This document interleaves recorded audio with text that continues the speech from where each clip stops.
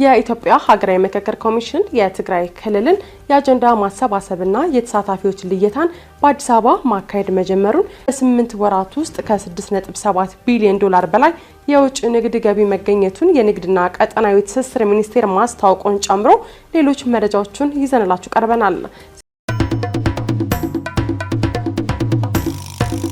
የኢትዮጵያ ሀገራዊ ምክክር ኮሚሽን የትግራይ ክልልን የአጀንዳ ማሰባሰብና የተሳታፊዎች ልየታ በአዲስ አበባ ማካሄድ ጀመረ። የኢትዮጵያ ሀገራዊ ምክክር ኮሚሽን ከመጋቢት 23 እስከ 25 የሚቆየውን የትግራይ ክልል አጀንዳ የማሰባሰብና ተሳታፊ ልየታን በዛሬው ዕለት በአዲስ አበባ ስካይላይት ሆቴል አስጀምሯል። በመድረኩ መክፈቻ ላይ ንግግር ያደረጉት የኮሚሽኑ ዋና ኮሚሽነር ፕሮፌሰር መስፍን አርአያ በፖለቲካም ሆነ በሌሎች ምክንያቶች ለተፈጠረው ሰላም ማጣት ቅቡልነት ያለው ሀገረ መንግስት በመገንባት ዙሪያ አለመተማመኖች እንዳሉ የሚታመን ነው ብለዋል። በአዲስ አበባ ከሚካሄደው የአጀንዳ ማሰባሰብ ሂደት ውጪ ቀሩ የተባሉ የትግራይ ክልል አጀንዳዎች ካሉ ለማካተት በሩ ክፍት መሆኑን ኮሚሽነር መስፍን ገልጸዋል። ፕሮፌሰር መስፍን አርአያ በትግራይ ክልልም ሆነ በሌሎች አካባቢዎች በፖለቲካም ሆነ በሌሎች ምክንያቶች ያለው ሰላም ማጣት ቅቡልነት ያለው ሀገረ መንግስት በመገንባት ዙሪያ አለመተማመኖች እንዳሉ ይታመናል ብለዋል። በኮሚሽኑ የአሰራር ስርዓት መሰረት የአጀንዳ ማሰባሰብም ይሁን የተሳታፊዎች ልየታን በክልሉ ማድረግ ቢገባም ሂደቱን በክልሉ ለማድረግ አስቻይ ሁኔታ አለመፈጠሩን ከክልሉ ለመጡ ተሳታፊዎች አብራርተዋል። ከዚህ በተጨማሪም ክልላዊም ሆነ ሀገራዊ ጉዳዮችና ችግሮች በአጀንዳነት መልክ የሚቀርብ መሆኑን ያስረዱ ሲሆን ይህ ሂደት በገለልተኝነት የሚታይ መሆኑንም ለተሳታፊዎች አረጋግጠዋል።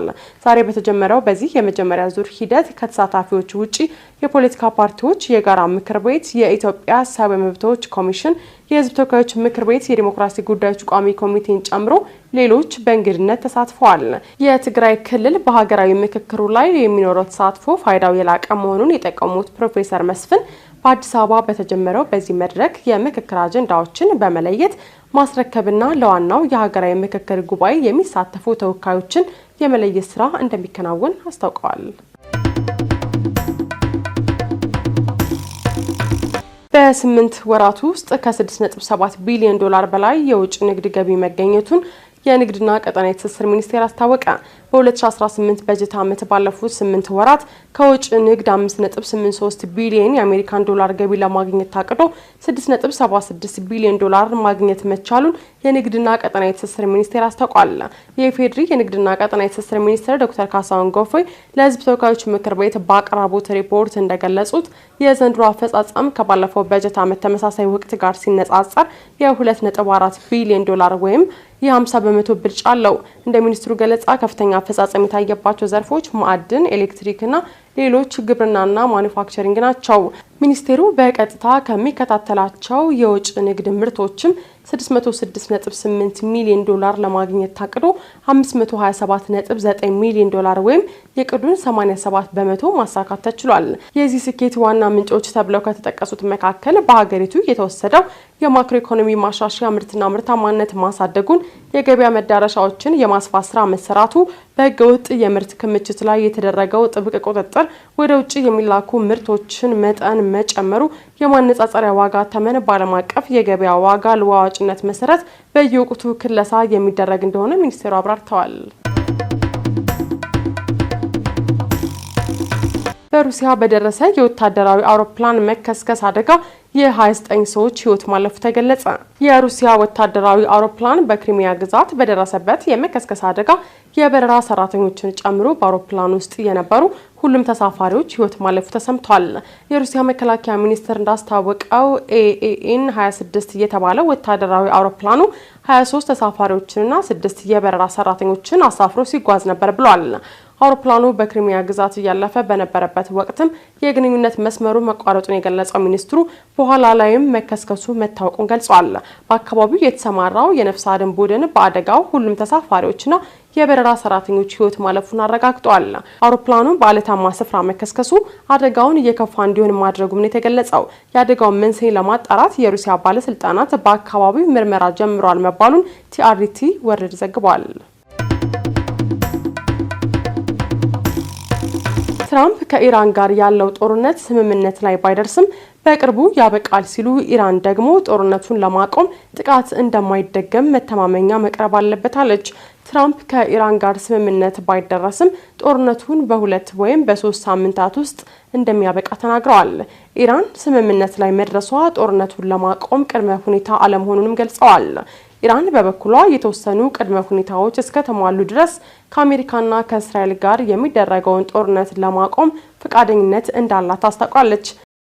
ትራምፕ ከኢራን ጋር ያለው ጦርነት ስምምነት ላይ ባይደረስም በቅርቡ ያበቃል ሲሉ ኢራን ደግሞ ጦርነቱን ለማቆም ጥቃት እንደማይደገም መተማመኛ መቅረብ አለበት አለች። የመካከለኛው ምስራቅ ጦርነት አሁንም ቀጥሎ እየተካሄደ ባለበት ወቅት የአሜሪካው ፕሬዝዳንት ዶናልድ ትራምፕ አሜሪካ በኢራን ላይ የከፈተችው ጦርነት ከ2 እስከ 3 ሳምንት በሚሆን ጊዜ ውስጥ ይጠናቀቃል ሲሉ ተናገሩ።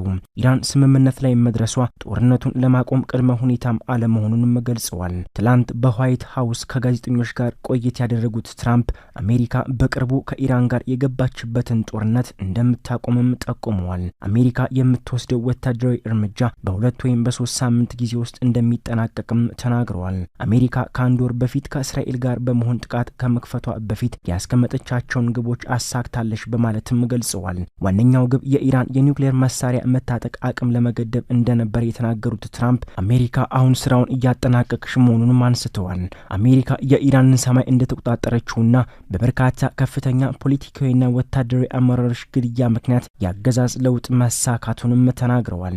የኢራን መሪዎች አሜሪካ ጦርነቱ እንድታበቃ የሚያደርጋት ስምምነት ላይ ለመድረስ እየለመኑ ነው ሲሉም ከዚህ ቀደም ኢራን ያስተባበለችውን ንግግራቸውን ደግመውታል። እንደ ትራምፕ ገለጻ ከኢራን ጋር ስምምነት ላይ ባይደረስም ጦርነቱ ሊቋጭ ይችላል፣ ኢራን ስምምነት ላይ መድረስ አይጠበቅባትም ሲሉም ተናግረዋል። ይህ በእንዲህ እያለ የኢራኑ ፕሬዝዳንት ጦርነቱን ለማቆም ጥቃት እንደማይደገም መተማመኛ መቅረብ አለበት ሲሉም ተናግረዋል።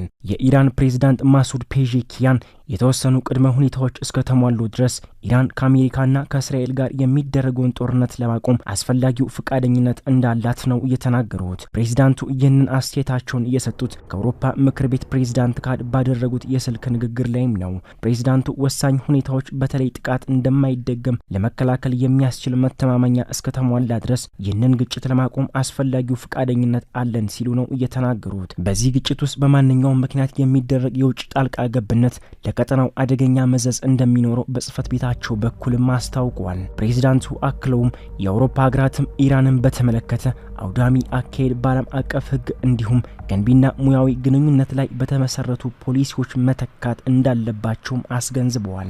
ኢራን የጎረቤት ሀገራትን ሉዓላዊነት እንደምታከብርና እነርሱን የማጥቃት ዓላማ እንደሌላትም ተናግረዋልም ተብሏል። ከነዚህ ሀገራት በተወሰኑ ውስጥ የሚገኙ የአሜሪካ የጦር ሰፈሮች ኢራንን ለማጥቃት ጥቅም ላይ እየዋሉ ነው። እነዚያ መንግስታትም እንዲህ አይነቱን እርምጃ የመከላከል ኃላፊነታቸውን አላሟሉም ብለዋል። የኢራን ህጋዊ ራስን የመከላከል እርምጃ ተፈጥሯዊ መብት ነው በማለትም አስረድተዋል። የአውሮፓ ህብረት ምክር ቤት ፕሬዝዳንት አንቶኒዮ ኮስታ በበኩላቸው ከስልክ ንግግሩ በኋላ በኤክስ ገጻቸው በወጡት መግለጫ በመካከለኛው ምስራቅ ያለው ሁኔታ እጅግ አደገኛ እንደሆነም ገልጸዋል። ውጥረቱን ማርገብና ከወታደራዊ እርምጃዎች መቆጠብ እንደሚገባም ተናግረዋል። በሌላ በኩል ደግሞ ኢራን የሆርሙዝ ወሽመጥ እንደሚከፈት ነገር ግን ለአሜሪካ ለእስራኤልና ለደጋፊዎቻቸው ዝግ እንደሚሆንም አስታውቃለች። የኢራኑ ፕሬዝዳንት ማሱድ ፔዜሽኪያን የሆርሙዝ ወሽመጥ ለጠላቶቻችንና ለደጋፊዎቻቸው ዝግ ሆኖ ይቆያልም ብለዋል። በተመሳሳይም የኢራን ፓርላማ የብሔራዊ ደህንነት ኮሚቴ ሰብሳቢ ኢብራሂም አዚዝ የባህር መተላለፊያው ለሌሎች ሀገራት እንደሚከፈት ነገር ግን ለአሜሪካ ዝግ እንደሚሆንም አሳውቀዋል። ሰብሳቢው በኤክስ ገጻቸው ለፕሬዝዳንት ትራምፕ ባስተላለፉት መልእክት የሆርሙዝ ወሽመጥ በእርግጠኝነት ይከፈታል፣ ለእናንተ ግን ዝግ ይሆናል፣ አዲሱን የኢራንን ሕግ ለሚያከብሩ ክፍት ይደረጋልም ብለዋል። ይህ በእንዲህ እያለ ቻይናና ፓኪስታን የኢራንን ጦርነት ለመቋጨት አፋጣኝ ተኩስ አቁም ማድረግ እንዲሁም የሆርሙዝ ወሽመጥ መልሶ መክፈትን የሚያካትት ባለ 5 ነጥብ የስምምነት እቅድም አቅርበዋል። የሰላም እቅዱ የረቀቀው የፓኪስታኑ የውጭ ጉዳይ ሚኒስትር ሀገራቸው ጦርነቱን እንዲያበቃ ለማደራደር በመታደርገው ጥረት የቻይናን ድጋፍ ለመጠየቅ ወደ ቤጂንግ ከተጓዙ በኋላም ነው። የቻይና ውጭ ጉዳይ ሚኒስትር እንደገለጸው ሁለቱ ሀገራት ሰላምን ለማስፈን አዲስ ጥረት እያደረጉ ነው ሲሉም ተናግረዋል።